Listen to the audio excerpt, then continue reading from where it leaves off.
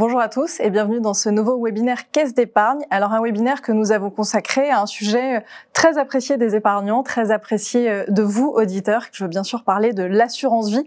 Ça peut paraître un peu indémodable comme sujet, l'assurance vie, mais en fait finalement il y a toujours beaucoup de questions qui reviennent, beaucoup de sujets qui sont soulevés et ça s'explique par la souplesse de ce produit, par les nombreuses options disponibles, beaucoup de choses donc qui restent à découvrir et à expliquer autour de l'assurance vie, à tel point que nous lui consacrons cette émission avec deux expertes. Je suis ravie de vous présenter Sonia Picard. Sonia, bonjour. Bonjour Ingrid. Vous êtes ingénieure patrimoniale à la Caisse d'épargne Normandie et à vos côtés, Emmanuelle Rallier. Bonjour Emmanuelle. Bonjour Ingrid. Et vous êtes directrice du développement chez Écureuil Vie Développement. Alors comme toujours, nous allons répondre aussi à vos questions en cours d'émission. Donc vous avez un onglet dédié que vous pouvez utiliser. Nous avons aussi deux expertes en coulisses pour vous répondre. Cécile Saunier qui est responsable mise en marché et distribution chez Écureuil Vie Développement et Céline Roy qui est chargée de développement en gestion privée à la Caisse d'épargne Normandie avec vous Sonia. Alors on le dit souvent Emmanuelle, l'assurance vie ce serait le produit d'épargne préféré des Français. Déjà pour commencer, est-ce que ça c'est un mythe ou c'est une réalité ? Non, bien sûr que non, ce n'est pas un mythe. Donc, on observe toujours en tout, un vrai engouement, en tout cas, des Français pour l'assurance vie. Preuve en est, si l'on observe depuis le début de l'année 2024, rien que sur le mois de janvier, c'est 15,9 milliards qui ont été collectés d'euros. Donc, c'est beaucoup. Un mois de février à 16 milliards. Je parle même pas du mois de mars. Si on regarde les encours sur le marché, l'assurance vie représente 1900 milliards d'encours quand même. Donc, c'est aussi pas neutre. Avec un chiffre que j'aime bien aussi, que j'ai lu récemment, on parle de 19 millions de clients assurés en assurance vie, 40 millions de bénéficiaires. Donc c'est pour vous dire l'importance que tient l'assurance vie dans le patrimoine des Français. On parle également, on dit souvent que l'assurance vie c'est le couteau suisse de la gestion de patrimoine, on le dit souvent et donc je le dis souvent, ça reste, c'est toujours valable et l'assurance vie présente de nombreux avantages. C'est pour ça qu'on parle de couteau suisse, c'est que à commencer par le régime fiscal, tout simplement. Bien sûr. Donc ça c'est pas nouveau. Et puis aussi le large choix de supports à disposition, puisque les choses évoluent. On a de plus en plus de supports à proposer aux clients pour justement lui permettre finalement de personnaliser un peu son contrat d'assurance vie, en mesurant donc aussi le risque selon qui lui convienne le mieux et la partie sécurité qui lui convient le mieux. Donc c'est un placement idéal aussi qui permet aujourd'hui de répondre à un ou plusieurs projets de vie aussi, ça il faut le souligner. Sans oublier sa souplesse de gestion puisque on peut tout faire en fait, on peut verser de manière libre, ponctuelle, on peut réaliser des versements programmés quand bon nous semble, avec selon la capacité d'épargne du client. On peut aussi modifier ses supports, on peut faire des arbitrages, on peut retirer sur l'assurance vie, que ce soit avant ou après 8 ans. Alors je dis 8 ans parce qu'effectivement, je pense que c'est beaucoup dans la tête de nos clients, mais peu importe, on peut retirer quand on veut. Alors évidemment avec une fiscalité différente, mais les retraits sont possibles. Alors le conseil reste quand même à dire que moi j'invite à garder le contrat ouvert. On peut retirer sur le contrat, mais en laissant le minimum ouvert, qui permet justement de préserver l'antériorité fiscale. Et puis on peut aussi reverser sur un contrat d'assurance vie, tout en gardant justement l'ancienneté du contrat. Donc ça c'est le sujet que je voulais vous dire d'abord. Après, il y a aussi, quand j'ai parlé de souplesse tout à l'heure, il y a la souplesse aussi et la simplicité dans la consultation de notre contrat d'assurance vie à chacun. Ça, c'est un premier point. Mais aussi, au-delà de la consultation, on peut réaliser différentes opérations. Et ça, tout ça, c'est grâce aussi aux dernières évolutions technologiques qui se sont développées sur l'application mobile. Il y a aussi, la cerise sur le gâteau, c'est quand même l'assurance vie, on parle beaucoup de transmission. Donc c'est aussi un placement financier qui permet de faciliter la transmission comme à son conjoint, comme à ses enfants, si je puis dire. Donc maintenant que j'ai dit tout ça, je dirais que qu'est-ce qui reste aussi? On a fini l'émission, tout est dit. Le contrat d'assurance vie, il peut correspondre à un bon nombre de personnes, quel que soit l'âge, quel que soit le profil et quel que soit le projet. Alors non, tout n'est pas dit, parce qu'il y a une chose dont vous n'avez pas tout à fait parlé, qui est le rendement. Et là, on a entendu aussi beaucoup de choses ces derniers mois, peut-être ces dernières années aussi. On a entendu notamment que l'assurance vie serait pas si attractive que ça, que les rendements seraient peut-être un peu trop bas, notamment sur certains types de supports. Et ça, est-ce que c'est vrai ? Alors, c'est vrai que si on s'intéresse au rendement de l'assurance vie actuellement, alors une chose quand même qui me paraît importante de dire, c'est que l'environnement, il bouge énormément actuellement. Et si je vous parle simplement du fonds en euros, Alors pour rappel, c'est quand même le fonds qui permet d'avoir une garantie maîtrisée du capital. Donc le fonds en euros, il reprend des couleurs actuellement. Après 30 années de baisse, quand même, on l'a vu, les désintérêts finalement des clients sur le sujet. Maintenant, il est en train de reprendre des couleurs. La trajectoire de baisse s'est arrêtée, on va dire, en fin d'année dernière. Et donc si on s'intéresse au rendement moyen de l'année 2023 sur le marché, on doit être autour de 2,5% net de frais de gestion. Ça c'est plutôt une bonne nouvelle. Et il faut savoir que les assureurs travaillent beaucoup sur le sujet justement pour pouvoir proposer un rendement compétitif par rapport aux autres placements qui peuvent exister sur le marché. Donc ça aussi, ça me semble important de souligner. Donc on fait quoi? On met tout son argent sur son fonds euro? Non, bien sûr que non. Même si aujourd'hui je dis que le fonds euro reprend des couleurs, certes, il faut. Alors une précision, c'est le fonds euro, il est basé majoritairement d'obligations, donc ce qui lui permet justement de garantir un rendement annuel. Pour autant, le rendement reste peu élevé. Et donc, il me semble toujours intéressant et vivement conseillé, de diversifier un maximum son contrat d'assurance vie, surtout avec tous les supports qui existent aujourd'hui. La clé de la réussite, c'est vraiment justement de pouvoir diversifier au maximum, tout en mesurant et en choisissant son profil d'investisseur. On n'est pas obligé d'aller vraiment sur 100% de risque, bien évidemment, mais c'est selon chacun. Sa sensibilité, son appétence, et notamment aussi la finance durable qui peut aussi permettre de booster aussi cette performance. Des options. Exactement. Absolument. Des options qui sont nombreuses, c'est vrai. Alors ça peut avoir un côté peut-être un peu intimidant. Tout le monde n'a pas forcément toutes les connaissances pour sélectionner ses produits. Peut-être pas le temps aussi, tout simplement. Donc dans ce cas-là, qu'est-ce qu'on peut faire pour quand même sélectionner un contrat d'assurance vie et en profiter? Eh bien, sachez Ingrid qu'il est tout à fait possible de confier la gestion financière de son contrat d'assurance vie, c'est-à-dire qu'un expert dédié, effectuera les opérations d'achat, les opérations de vente à votre place. Vous n'avez pas finalement à vous en soucier, puisque on l'a évoqué à juste titre. Investir sur les marchés financiers donc nécessite de choisir les actifs sur lesquels on va se positionner, et on n'a pas toujours l'absolue maîtrise, l'absolue connaissance ni le temps nécessaire pour le faire. Donc là, le gestionnaire le fera à votre place et selon, encore une fois, votre profil investisseur, vos projets, vos souhaits, bien sûr. Concrètement, vous n'avez absolument pas à vous en préoccuper. Néanmoins, nous vous recommandons tout de même d'effectuer un point régulier, annuel. Le point annuel, on va dire, suffit avec votre conseiller habituel pour vous assurer que cette gestion corresponde toujours à vos souhaits, à votre profil investisseur surtout, puisqu'il est tout à fait possible de changer donc ce qu'on appelle d'orientation de gestion en cours de route. Et alors, ce profil d'investisseur et cette orientation de gestion dont vous parlez dépendent beaucoup de l'appétence au risque de chacun, évidemment. Est-ce qu'il y a des dispositifs particuliers pour gérer ce risque sur l'assurance vie ? Alors, il faut penser à ce qu'on appelle l'abonnement. Donc, l'abonnement, c'est un versement programmé, généralement de façon mensuelle, mais il peut être aussi trimestriel ou encore semestriel. Et l'idée de ce versement programmé, c'est de pouvoir investir sur des supports en unités de compte, donc qui sont plus ou moins dynamiques, là aussi en fonction de son appétence. Et étant donné que ce versement est programmé et régulier, on va venir lisser les risques. Concrètement, cela va éviter de subir de plein fouet une éventuelle baisse des marchés dont on aurait potentiellement des difficultés à revenir à son investissement initial. Ce lissage de risques, finalement, va permettre d'aller chercher plus de performance, puisque peut-être qu'au mois de mai, on va rentrer, les marchés seront bas, au mois de juin, ils seront un peu plus hauts, etc. Et on va finalement venir lisser le rendement annuel de l'unité de compte concernée. Mais surtout, cela répond aussi à une question qui nous revient très régulièrement. Est-ce le moment opportun pour investir ? Alors malheureusement, on n'a pas toujours la réponse à cette question puisque nous n'avons pas de boule de cristal.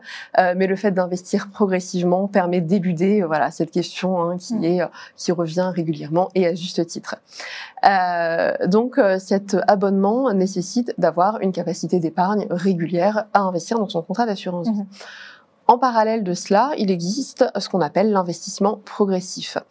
Là, c'est un petit peu... Alors, l'objectif est tout à fait le même, néanmoins, ce n'est pas une somme que l'on va allouer de manière régulière, c'est un capital dont on dispose à investir. Et donc, l'investissement progressif se met souvent en place dès la création du contrat d'assurance vie. bien qu'elle puisse être mise en place également ultérieurement. Concrètement, la somme que l'on a à investir dans son contrat va venir alimenter le fonds euro, donc qui est le support, on va dire, sécurisé, le fameux fonds euro. Donc on va verser l'intégralité des capitaux sur le fonds euro. Ensuite, de manière automatique et régulière, le fonds euro sera progressivement désinvesti au profit d'unités de compte que l'on aura bien sûr sélectionnées en amont. Et c'est une stratégie que l'on met en place souvent sur plusieurs mois, voire années, puisque ça peut aller jusqu'à 3 ans. Là aussi, on va éviter finalement bien le choix de l'investissement sur les marchés, puisque on va avoir ce lissage qui va s'effectuer dans le temps. Et finalement, on a un double gain, puisque on va investir sur les unités de compte de manière progressive, donc vous l'avez compris, on va venir optimiser finalement la performance tout en diminuant le risque, mais aussi les capitaux vont connaître le rendement du fonds euro, donc les capitaux qui ne seront pas désinvestis vont connaître une rémunération. Faites plaisir à Emmanuel. Exactement. Tout à fait. Et donc ça, ce sont des mécanismes qu'on peut mettre en place à l'entrée, entre guillemets, je ne sais pas si le terme est adéquat, mais bon, en tout cas plutôt à l'entrée. Une fois qu'on a investi son capital, qui vit sur son assurance vie, est-ce que là aussi, il y a des choses à mettre en place pour peut-être se protéger de risques de perte en capital, puisque vous l'avez dit, les marchés évoluent évidemment? Alors, une fois que l'argent finalement est investi sur les unités de compte, beaucoup d'assureurs proposent des options de gestion. On peut citer par exemple l'option de sécurisation des plus-values. Concrètement, lorsque le support atteint un seuil de plus-value qui sera défini par vous-même, bien sûr, cette plus-value sera sécurisée, sera désinvestie et alimentera le fonds euro. Si je puis m'exprimer familièrement, on va venir prendre ces gains de façon à les sécuriser. Il existe aussi, et là on est plutôt sur le mécanisme inverse, une option dite de stop loss. Donc là, l'objectif c'est de venir limiter la moins-value que l'on est prêt à accepter sur un support. Par exemple, on va dire, voilà, j'accepte moins 10%, mais pas au-delà. Ce qui n'est pas beaucoup. Non. Ce qui peut être beaucoup, tout à fait. Et là, encore une fois, ce seuil sera à définir aussi en fonction des supports. Ouais. Des supports très volatiles, donc qui ont une tendance à baisser fortement ou même à augmenter fortement. Là, le seuil de stop loss, on va le mettre un petit peu plus élevé que sur des supports un peu moins volatiles. Sachez que le revers de cette option peut venir limiter le rebond des marchés. C'est-à-dire, reprenons mon exemple à moins 10%, le support atteint moins 10%, on va le sortir, donc ça veut dire que l'unité de compte est totalement désinvestie au profit du fonds euro, mais si le mois suivant les marchés ont repris des couleurs, eh bien on n'en bénéficiera pas, voilà, puisque on a fait jouer cette option qui vise à sécuriser les capitaux. Donc voilà, pour synthétiser sur un petit peu toutes les options qui existent, vous voyez qu'on peut finalement venir, on va dire, piloter son épargne, prendre plus ou moins de risques, mais ayez toujours à l'esprit votre horizon de placement. C'est-à-dire que si vos capitaux sont destinés à financer un projet à court terme, eh bien mieux vaut les sécuriser de façon à éviter de subir une baisse des marchés au moment inopportun, donc au moment où vous en aurez besoin. Et enfin, pour répondre à une question qui nous revient de la part de beaucoup d'internautes qui nous écoutent, est-ce qu'on peut ouvrir plusieurs contrats d'assurance vie? Alors, la réponse est oui, on peut le faire, mais il est également conseillé de le faire. Et cela pour plusieurs raisons. Puisqu'on va pouvoir différencier la gestion sur nos différents contrats d'assurance vie. Un contrat sera peut-être plus sécurisé quand l'autre sera dédié justement à une délégation de gestion où un expert pourra, on va dire, piloter à votre place. Donc ça, c'est le premier point. La deuxième solution consiste également à avoir plusieurs contrats d'assurance vie de façon à séparer des fonds qui proviendraient, par exemple, d'une donation ou d'une succession. On va les isoler de son patrimoine, du reste de son patrimoine, sur une assurance vie dédiée. Et enfin, ouvrir plusieurs contrats d'assurance vie peut également permettre de les attribuer à des bénéficiaires différents, où là aussi on peut avoir une gestion différente en fonction des bénéficiaires auxquels ils sont destinés. Alors ça tombe bien que vous parlez des bénéficiaires parce qu'on a beaucoup de questions sur ce sujet de la transmission. À quel point est-ce que les conditions sont avantageuses quand on veut se servir de l'assurance vie pour transmettre son patrimoine? Alors c'est vrai que c'est l'usage majeur du contrat d'assurance vie qui consiste finalement à organiser sa transmission.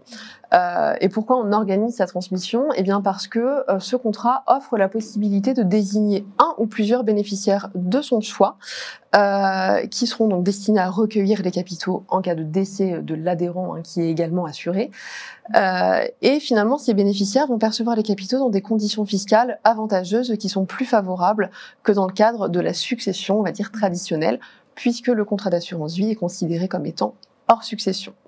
Donc pour vous donner un petit peu un ordre d'idée, pour tous les versements qui sont effectués avant les 70 ans de l'assuré, chaque bénéficiaire a droit à un abattement de 152 500 €.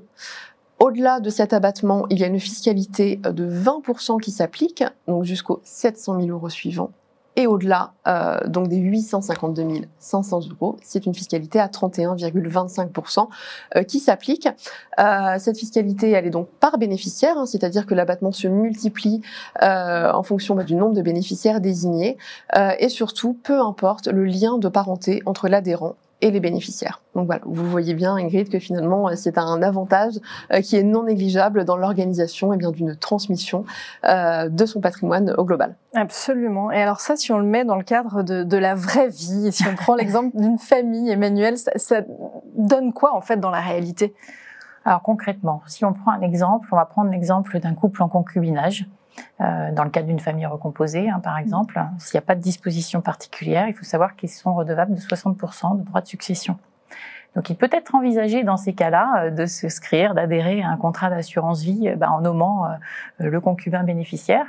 Et de ce fait, selon la date à laquelle donc l'adhésion sera faite, en fait, le bénéficiaire pourra percevoir jusqu'à 152 500 € sans imposition, sans droit de succession. Donc, alors que finalement, si cette mesure n'est pas faite, pour cette même somme, donc le bénéficiaire s'acquittera de 91 500 €. C'est pas tout à fait pareil. C'est pas tout à fait pareil. Donc, d'où l'importance effectivement de prévoir en fait ces dispositions. Donc c'est pas anodin. C'est pas anodin comme si effectivement on ne loge pas dans l'assurance vie, là je pense qu'il n'y a rien de plus concret. Absolument. J'ai bien entendu ce qu'a dit Sonia il y a quelques minutes. Elle a dit que tout ça s'appliquait pour les sommes versées avant 70 ans. Donc là, il y a quand même un âge charnière avec ces 70 ans. Qu'est-ce que ça veut dire? Ça veut dire qu'après 70 ans, c'est plus opportun de mettre de l'argent sur son assurance vie? Non. C'est vrai que la fiscalité après 70 ans, il faut le dire, elle est moins favorable parce qu'il existe un abattement de 30 500 € et qui est partagé entre l'ensemble des bénéficiaires finalement. Donc c'est aussi ça qu'on retient et que au-delà de ça, les primes versées sont imposables et selon le lien, on va dire, de parenté avec l'assuré. Donc oui, effectivement, c'est moins favorable. Pour autant, il y a quand même une chose qui me semble importante de préciser, c'est que comme je l'ai dit, les versements sont imposables, mais pas les intérêts. En fait, tous les intérêts générés, évidemment, sur ce contrat, eux, ne sont pas imposables. Ça veut dire quoi? Si je dis ça, ça veut dire que, on a beaucoup parlé de fonds euros, de diversification. Si on diversifie, d'où l'importance de diversifier son capital pour avoir, on va dire, un rendement accru. Et donc, c'est là vraiment la possibilité de l'assurance vie. Donc, ce qui permet d'avoir un rendement intéressant, nettement supérieur à un livret. Donc, voilà, c'est aussi, on voit ça nulle part ailleurs. Enfin, quelque part, l'assurance vie permet ça.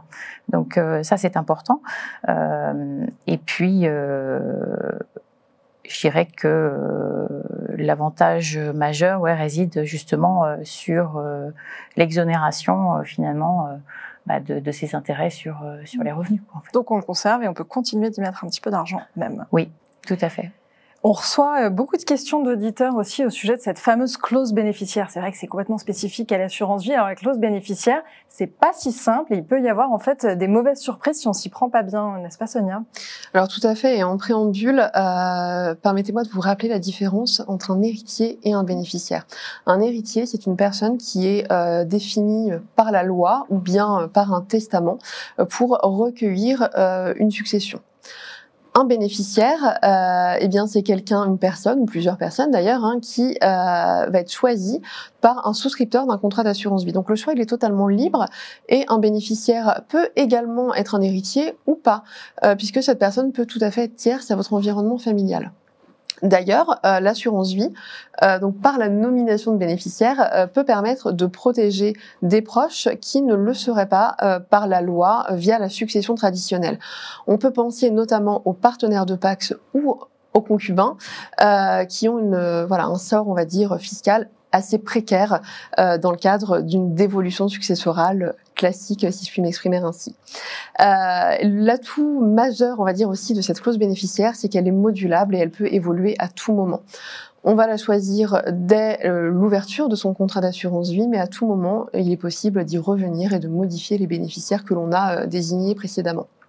Il est d'ailleurs important de faire un point régulier avec son conseiller afin de s'assurer que la rédaction de votre clause corresponde à ce que vous souhaitez réellement et aux bénéficiaires à qui vous souhaitez attribuer ces capitaux. Surtout, dans le cadre d'une évolution de votre configuration familiale, on peut penser à un mariage, à un divorce, à la naissance d'enfants ou encore de petits-enfants. Dès lors qu'il y a des mouvements dans votre environnement familial, il est important de se dire, j'ai un contrat d'assurance vie, est-ce que ma clause bénéficiaire est toujours adaptée ou est-ce qu'il convient de la faire évoluer? Alors, quelle serait l'erreur terrible? On ouvre l'assurance vie et là, on se dit, mince, c'était pas du tout ça qu'on voulait faire, qu'est-ce qu'on évite?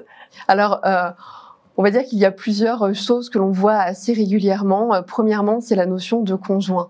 On a souvent le mot conjoint qui apparaît sur la clause bénéficiaire d'un contrat d'assurance vie. Et ce qu'il faut savoir, c'est que le terme conjoint, juridiquement, désigne les personnes qui sont liées à une autre par le mariage uniquement. C'est-à-dire que si vous êtes pacsé ou en concubinage, votre partenaire de Pacs ou votre concubin ne percevra pas les capitaux si c'est le terme conjoint qui apparaît sur la clause bénéficiaire. Donc voilà, on va dire que ça c'est la première chose qui apparaît assez fréquemment. Deuxième élément, on peut également préconiser d'inscrire les bénéficiaires plutôt par leur qualité. Donc mon conjoint, mon partenaire de Pacs, mes enfants, mes petits-enfants, plutôt que de les nommer, on va dire nominativement, par leur nom et prénom. Pourquoi? Si on reprend l'exemple du conjoint, donc de la personne qui est mariée, si on inscrit son nom et son prénom, et que ultérieurement, il y a un divorce qui apparaît, cette personne, étant donné qu'elle est nommée par son nom et prénom, elle sera toujours bénéficiaire des capitaux. Ce n'est pas forcément ce que l'on souhaite. Ou si vous nommez par exemple vos enfants, donc voilà, premier enfant, deuxième enfant, et que a posteriori il y a un troisième enfant, qui vient agrandir votre famille, bien ce troisième enfant ne sera pas non plus alloti des capitaux. Et enfin, un dernier petit conseil sur ce qu'on appelle la clause standard. Donc c'est la clause par défaut qui vient alimenter le contrat d'assurance vie. Traditionnellement, c'est mon conjoint, à défaut mes enfants, à défaut mes héritiers. On va dire que c'est la clause de base. Si on ne se pense pas vraiment sur sa clause bénéficiaire, ce sera la clause qui sera inscrite.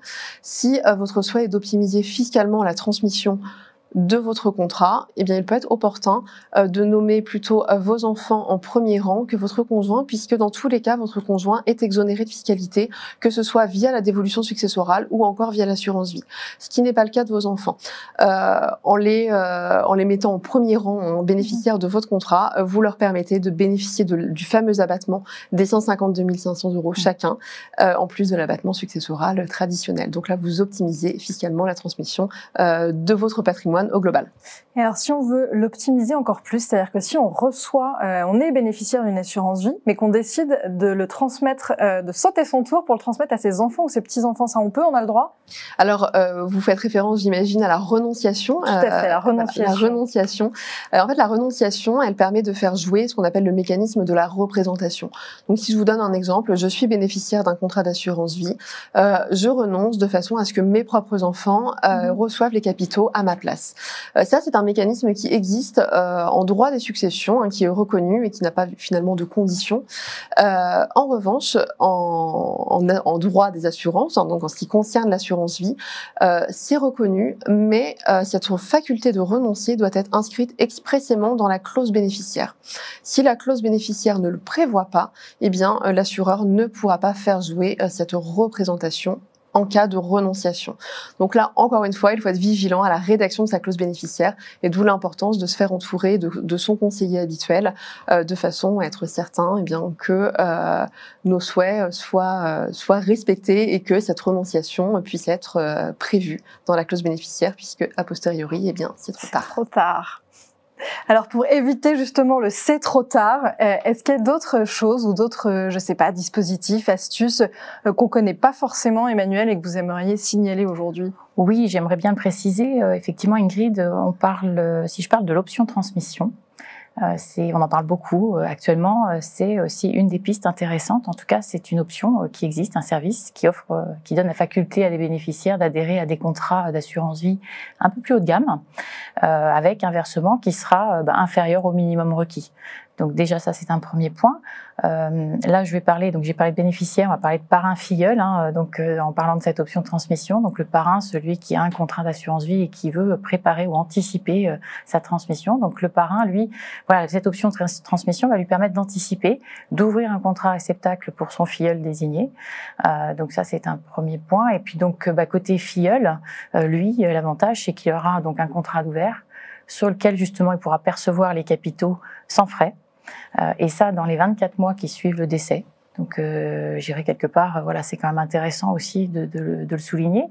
Et puis, cette option, au-delà de ces dispositions, il y a aussi tout un service qui accompagne, on va dire, ces garanties, ces démarches. Donc, une assistance en fait qui est incluse dans cette option. Donc, voilà, je vous invite, si vous voulez en savoir plus, effectivement, à vous rapprocher, voilà, de vos conseillers. Mais effectivement, c'est une très belle option, justement. On a beaucoup parlé de transmission qui implique décès. Avant d'en arriver là, on espère évidemment le plus tard possible. Il y a quand même toute une phase de retraite. Est-ce qu'on peut, ou à quel point plutôt peut-on se servir, doit-on se servir de son assurance vie pour financer sa retraite ? On a dit tout à l'heure que l'assurance vie répondait à plein de choses, à plein de projets de vie, donc ça tombe très bien. Notamment, elle répond parfaitement. C'est un produit financier qui est complètement adapté à la préparation de sa retraite. Pourquoi ? Pour toutes les choses qu'on a dit, notamment, je parlais de préparation progressive. On peut commencer à préparer sa retraite à tout âge. Le contrat d'assurance vie peut s'ouvrir donc à n'importe quel moment, et donc il convient à tout le monde, tout type de client, puisque on a parlé de versement progressif, versement programmé, versement libre. Donc finalement, c'est un produit qui aujourd'hui ouvre un grand choix, on va dire, et une souplesse, on va dire, pour cette préparation à la retraite. Versement avec sa partie sécurisée, sa partie, on va dire, risquée comme on le souhaite, ses appétences particulières. Donc encore une fois, un contrat personnalisé.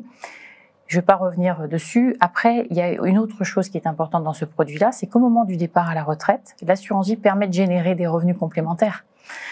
Ça aussi, il me semble important de le souligner, et donc ça va venir en complément finalement de la retraite classique. Donc maintenant, une fois que j'ai dit ça, évidemment que vous m'attendez certainement sur le plan d'épargne retraite, Ingrid. Donc oui, en parallèle, on a aussi un autre produit dédié. Son nom parle de lui-même, donc le plan d'épargne retraite qui rencontre un franc succès, puisque lui aussi, voilà, il est accessible à tout client, quel que soit, on va dire, ça peut être un jeune client, un moins jeune, mais en tout cas, voilà, il y a la possibilité de le faire par versement programmé aussi au versement ponctuel. Donc ça, là-dessus, c'est plutôt voilà, deux produits communs avec une gestion possible. Une gestion libre, comme il en existe sur l'assurance vie, mais aussi une gestion financière à sécurisation progressive qui permet justement finalement de sécuriser son capital au moment justement du départ à la retraite. Et puis la cerise sur le gâteau du plan d'épargne retraite, c'est évidemment la possibilité de défiscaliser évidemment les versements, de déduire les versements qui sont réalisés sur les revenus imposables. Donc évidemment ça c'est vraiment la cerise sur le gâteau. Donc en synthèse, Ingrid, j'ai envie de dire c'est pas l'un ou l'autre, c'est même les deux, parce que finalement, ils sont très complémentaires. À eux deux, ils vont répondre vraiment à beaucoup d'atouts, enfin beaucoup de points positifs ou de points forts. C'est d'abord la capitalisation, c'est le rendement, c'est la distribution possible, et puis c'est aussi un sujet de défiscalisation. Donc voilà, moi je vous invite en tout cas évidemment à pouvoir avoir les deux. Deux stratégies à mener en parallèle. Oui. Beaucoup de choses que vous nous avez partagées aujourd'hui. Peut-être pour conclure, si on doit en retenir quelques-unes, Sonia, on commence avec vous. Alors c'est vrai qu'on aurait pu y passer plusieurs heures sur cet outil qui est l'assurance vie, mais finalement ce qu'il faut retenir, et je pense que vous l'aurez compris, c'est adapté finalement à tout âge, puisque à la naissance d'un enfant, on peut tout à fait lui ouvrir un contrat d'assurance vie de façon à lui constituer une épargne dès le plus jeune âge. Donc c'est vraiment adapté bien à tout projet, à tout âge, et c'est personnalisable, on va dire finalement à l'infini. Ça s'adapte à toutes les situations familiales, à toutes les compositions eh bien de famille que l'on peut rencontrer. Et c'est vrai que souvent, eh bien des personnes nous disent voilà, j'ai pas assez d'argent à investir pour ouvrir un contrat d'assurance vie. Ce qu'il faut retenir, c'est qu'il n'y a pas vraiment de minimum requis pour adhérer à un contrat d'assurance vie. Vous pouvez mettre certes une somme initiale, donc un premier versement à l'ouverture de votre contrat, mais il est également possible d'effectuer des versements d'un montant que vous aurez choisi de manière régulière, de façon à l'alimenter progressivement. Voilà. Et en ce sens, c'est aussi adapté à tout profil et à toute situation. Un produit pour tout le monde, pour toutes les vies. Emmanuel. Alors Sonia en a dit déjà beaucoup.